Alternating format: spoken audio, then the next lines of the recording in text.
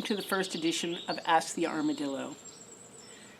Suzanne B. of Colorado Springs, Colorado writes, "Things are heavy. I am weary of marching, signing petitions, and screaming into the void. Yet we must carry on. I'm not sure my nervous system was meant for this." I hear you, Suzanne. You're not alone. A lot of people are feeling that way these days. But there are things you can do. I know it seems like we have to have the grand gestures, the big exploits, but a political scientist called James Scott came up with a theory of what he called the weapons of the weak.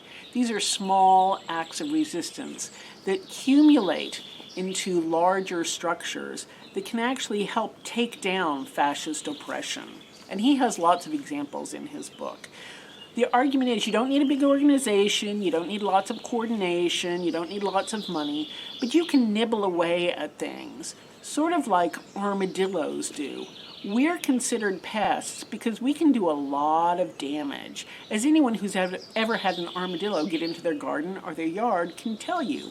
One hole at a time, one bite at a time, you can really do a lot of damage. Damage that it sort of can be overlooked. Armadillos, we're not offensive, we're defensive creatures.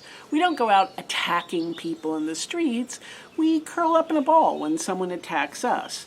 But doing these little acts can really make an enormous difference. For example, a single armadillo once took down the entire electrical grid at the Colorado State University of Pueblo by getting into a junction box and biting through a wire. One small act, huge amount of effect.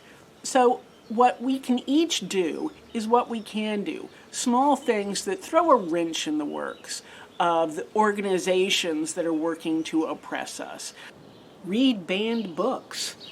1984 is a banger. Don't buy from Amazon. Go to your local library instead. Share memes, funny memes about them on the internet. Make fun of them. Fascists cannot handle that. Have a good time with it. Maybe don't pay a Spotify subscription, but go to a local bar and listen to some live music. Request merchandise from political parties that you disagree with. Anything free that they'll send you. Yard signs, t-shirts, swag, whatever. Request it all, and then put it straight in the trash when it comes to you. These small acts of resistance, just not complying with the structures that oppressive fascism wants us to comply with, can make an enormous difference. It adds up, and in the end, it does matter.